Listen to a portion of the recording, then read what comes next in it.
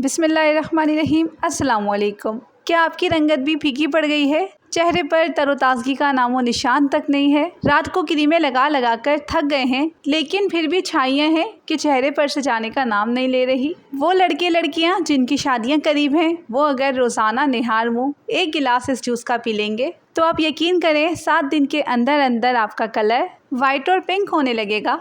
बहुत ही आसान और सिंपल सी रेसिपी है, आपने वीडियो को फुल वॉच करना है। और इंशाअल्लाह आज इसी वीडियो में मैं आपके साथ कुछ ऐसे कलिमात शेयर करूंगी जिनको पढ़कर आप अपनी ज़िंदगी के बहुत ही बड़े बड़े मसले मिनटों में हल कर सकते हैं। तो फिर बिना टाइम वेस्ट किए जल्दी से करते हैं आज की इस मज़ेदार सी रेसिपी को स्टार्ट। तो जैसे कि आजकल अनार का सीज़न है, आप लोग ज़्यादा से ज़्यादा इसका फ़ायदा उठाएँ, क्योंकि अनार जो है वो बेहतरीन फ़ायदा देता है हमारे दिल और जिगर को।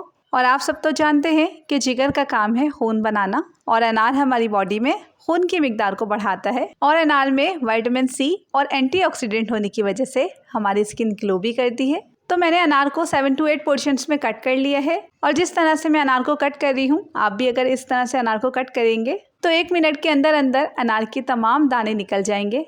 अब आपने क्या करना है कि वाइट वाला जो पार्ट है इसको निकाल कर आपने डिस्कार्ड करना है। अच्छा, इस वीडियो को बिना स्किप किए फुल वॉच कीजिएगा, क्योंकि आज मैं आपके साथ बहुत ही ज़्यादा इंपॉर्टेंट कलिमात शेयर करूंगी। वैसे अगर आप चाहें तो इस वाइट वाले पार्ट को भी आप अपने जूस में ऐड कर सकते हैं, इसके भी बहुत ही ज़्यादा फ़वाइद हैं। नॉर्मली मैं इसे अपने जूस में ऐड करती हूँ, लेकिन मुझे आज आपके साथ वीडियो शेयर करनी थी, इसीलिए मैंने ऐड नहीं किया। अच्छा, अब आपने क्या करना है, किसी खुले बाउल में अनार को उल्टा करके रख दें और किसी स्पून से हल्के हल्के से इस पर टैप करें। अब जैसे जैसे आप इस पर टैप करेंगे आप देखेंगे अनार के दाने निकलते जाएंगे।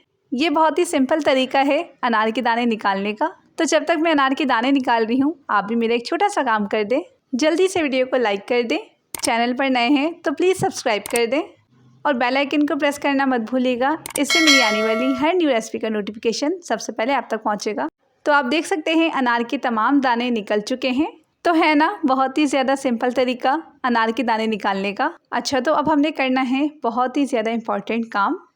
अब हम इस अनार को डालेंगे किसी खुले बर्तन में या तो फिर पैन में, और उसके ऊपर आपने ऐड करना है 1 गिलास के करीब दूध। और दूध जो है वो आपका बिल्कुल फ्रेश होना चाहिए। फ्रेश दूध का मतलब ये है कि बाहर के जो टेट्रा पैक दूध आते हैं डब्बे वाले, ये नहीं लेना है। अच्छा, अब हम क्या करेंगे, अनार को दूध में पूरी रात के लिए भिगो कर रख देंगे। समटाइम्स अगर आप भूल जाएं अनार को दूध में भिगोना तो आप इसे डायरेक्टली भी बना सकते हैं, लेकिन ट्राई कीजिएगा अनार को दूध में भिगोकर सोएं। अब इसे हम कवर करेंगे और फिर फ्रिज में रख देंगे।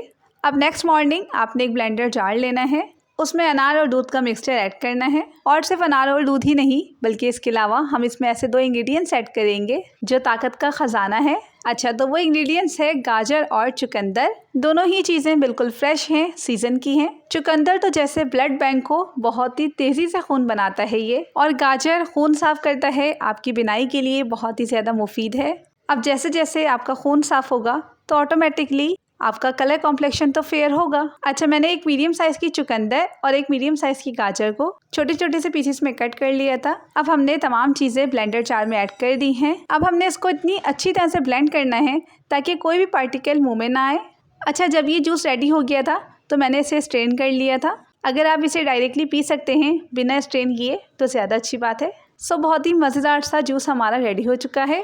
अच्छा, आपने देखा होगा कि मैंने इस जूस में शुगर बिल्कुल भी ऐड नहीं की, तो शुगर आपने इस जूस में बिल्कुल भी ऐड नहीं करनी है। अगर आप इस जूस में शुगर ऐड करेंगे तो इसके फ़वाइद कम हो जाएंगे। अच्छा, अब हम बात करते हैं कि वो कौन से कलिमात हैं जिनका मैं आपसे जिक्र कर रही थी।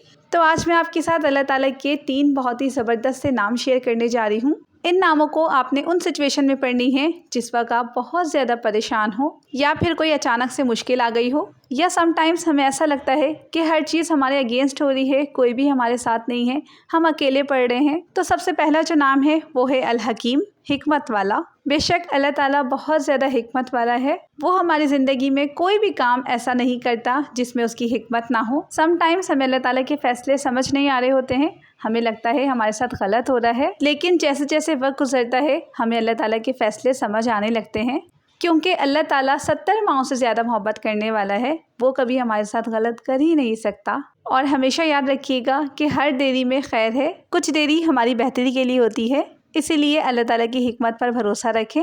अच्छा, वैसे मुझे आपके साथ 3 कलिमात शेयर करने थे, लेकिन अचानक से कुछ सिचुएशन ऐसी हो गई, मैं आगे और कंटिन्यू नहीं कर सकी। सो इंशाल्लाह नेक्स्ट वीडियो में शेयर करूंगी। अच्छा, आपने इस अनार के जूस को लाजमी ट्राई करना है। इंशाल्लाह जैसे जैसे आप पियेंगे आपको फ़ायदा पहुँचेगा, आप मुझे खुद दुआएं देंगे। सो इसी के साथ चाहूँगी अब आपसे इजाज़त। अल्लाह हाफिज़, टेक केयर।